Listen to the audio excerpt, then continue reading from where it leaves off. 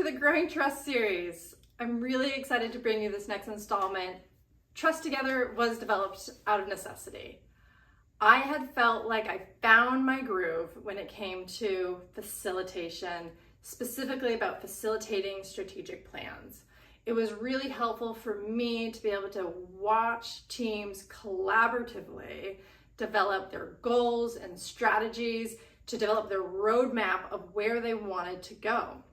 And at the end of the process, they had this really solid action plan for creating organizational change on their campus.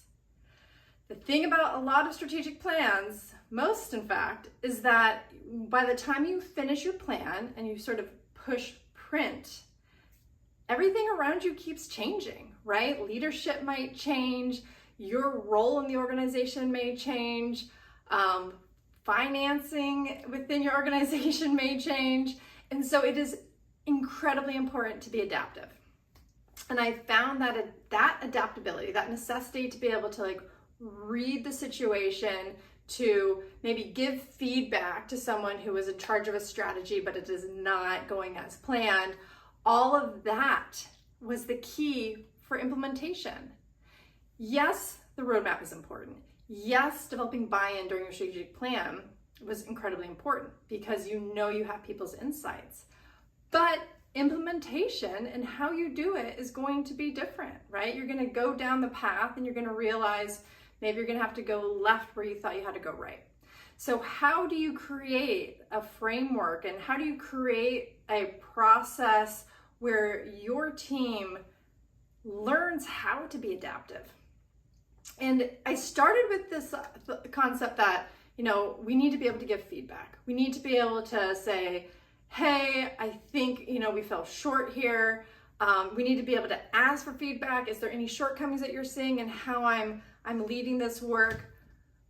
But then I got feedback that not everyone feels that they have enough trust in their relationships, in their organization to even begin to be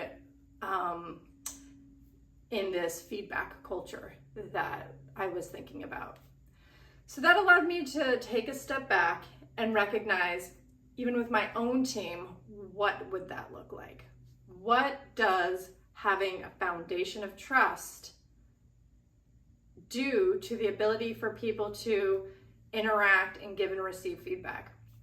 So that's where this begins. This is going to be our starting point. Is we are going to go through this step-by-step process where one, we think about ourselves and we think about, do we feel safe at our work? And if so, why? And if not, why? And to really kind of churn through some of our thoughts about how we show up and when we show up and what that looks like in regards to feeling safe. Then we're going to be talking about how we interact with others within our workspace. We're going to realize that there's going to be certain people that we might feel more trust with. There's going to be certain people where we really want to grow that trust in order to be able to have those dynamic conversations and relationship that allow us to pivot and move and be adaptive in our work. And then finally, we're going to think about how this all comes together for a larger team.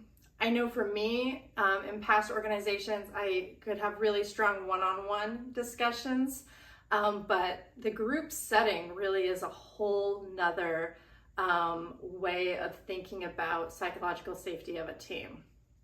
So we are going to go through these steps together. I'm really excited to bring this to you because I do think it's at the core of being able to create change within your organization. There's a quote that I love, which is, change moves at the speed of trust. And it happens to be foundational to why my organization is called Trust. At the end of the day, if we are lacking that trust, we are lacking the ability to move all of the important things that we're working on forward. So I invite you to take part. There's going to be a lot of fantastic exercises for you to be able to reflect. This is also going to be an opportunity for you to do maybe a book club type thing with the rest of your team. There are going to be exercises that could work well for asking questions and giving feedback and reflecting on the material in this series. So Thank you for joining and looking forward to getting started with you.